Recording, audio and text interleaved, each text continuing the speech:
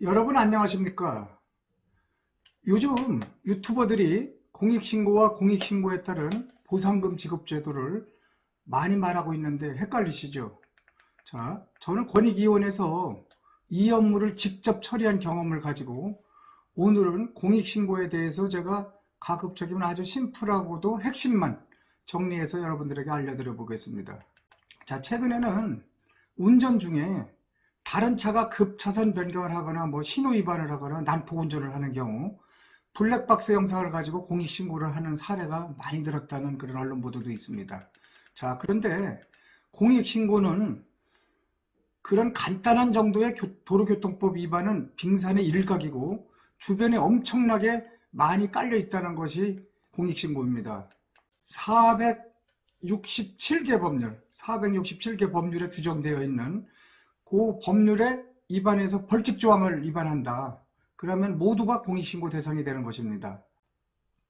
웬만한 법률은 거의 다 공익신고 대상이라고 보면 될 것입니다. 자, 쉽게 말해서 국민들의 어떤 건강을 해치거나 안전을 해치거나 환경, 소비자 이익, 공정한 경쟁을 저해하거나 대부분 어떤 공공의 이익을 침해하는 그러한 행위는 모두 공익신고 대상에 해당된다고 보면 되는 것입니다. 자, 공익신고는 어디에다가 해야 되느냐? 그래야지 어디에다가 해야지 신고자에게 유리하냐? 물론 해당 기관이나 기관이나 감독기관, 또 수사기관, 권익위원회 등에 할 수 있습니다. 그렇습니다만 권익위원회에 신고를 해야지 공익신고자 보호나 공익신고 보상금을 제대로 지급받을 수 있다는 것입니다. 그렇다면 공익신고자가 가장 망설이고 힘들어하는 부분이 무엇이겠습니까? 바로 비밀보장입니다. 직장 내에서 또 자기와 친분이 있는 사람을 대상으로 공익신고를 한다는 것이 그리 쉽지 않습니다. 만약에 또 신고 사실이 알려지면 직장생활이 어려워지고 인간관계가 끊어질 수밖에 없다는 그런 생각이 미치기 때문입니다. 자, 그러나 그런 걱정은 하지 않으셔도 됩니다.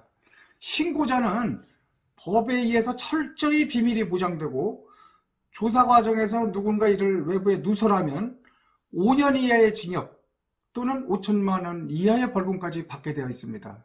그 밖에도 공익신고자는 권익위에 신변보호 조치, 또 어떤 직장 내에서 불이익 조치, 또 어떤 여러 가지 보호 신청을 할 수 있습니다. 또 이것에 대해서는 그 공익신고자 보호법에 명확히 그런 기재가 되어 있으므로 우리가 상상하는 이상으로 보호를 받게 되어 있다는 것을 말씀드릴 수 있습니다. 자, 이게 가장 중요한 부분이라고도 할 수 있죠.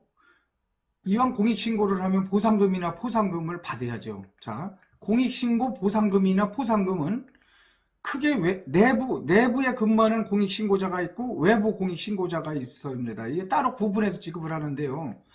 내부 공익신고자는 보상금을 받을 수 있습니다. 그리고 외부 공익신고자는 포상금을 받을 수 있습니다. 그런데 이게 언제 받느냐? 무조건 신고만 하면 받느냐? 그게 아닙니다. 국가 또는 지방자치단체의 직접적인 수입의 회복이나 수입의 증대, 또 그 밖에 어떤 판결이나 어떤 법률 관계가 이렇게 확정되었을 때, 국민권익위원회에 보상금의 지급을 신청할 수 있다는 것입니다. 자, 공익신고 결과 조사나 수사를 하게 되죠. 그래서 거기서 몰수를 한다든지, 추징금을 내게 한다든지, 과태료를 부과한다든지, 이행강제금을 부과한다든지, 과징금, 또는 국세나 지방세는 추징금이라고도 할 수 있죠. 여러 가지 부담금을 이렇게 부과해서 수입이 들어왔을 때, 그럴 때 보상금 지급 신청을 할 수 있다는 그런 의미라고 할 수 있습니다. 자, 보상금은 최대 30억 원까지 지급받기도 합니다. 자, 그게 한계선이라고 할 수 있죠. 그런데 이제 이게 비율상 1억 원 이하는 20%까지, 5억 원 이하는, 그러니까 1억 원 이상 5억 원 이하죠. 14%, 5억 원 초과는 10%, 대략 이렇게 계산하면 됩니다. 그래서 대략 한 20% 정도 공익신고 보상금을 받는다. 그렇게 이해하면 되겠습니다. 또한 보상금은 공익신고 내용의 정확성이나 증거자료의 신빙성, 또 내부 공익신고자가 공익침해 행위를 제거하는데 얼마나 노력했는지, 또 이를 예방하는데 얼마나 노력했는지에 따라서 보상금 지급액을 감액하거나 지급하지 아니할 수도 있습니다. 자, 그래서 공익신고할 때 이 부분을 충분히 주의를 기울여서 잘 작성을 해야 되는 것입니다. 자, 그런데 공무원의 경우에 가장 유의할 것이 있습니다. 이제 내부 공익신고자가 관계행정기관 등의 신고할 의무를 가졌는지, 또 자기 직무와 관련해서 공익신고를 했는지, 여기에 따라서 보상금이 감액되거나 아예 지급을 받지 못하는 경우도 있으므로 신중하게 잘 이렇게 신고를 해야 된다는 것입니다. 실제 그렇지 않겠습니까? 자기 직무를 하는데 자기가 신고를 해서 보상금을 받을 수는 없는 것입니다. 자, 그리고 외부 신고자는 어떠냐? 그럼 외부 신고자는 2억 원 이하의 그 포상금을 수령할 수 있습니다. 포상금입니다.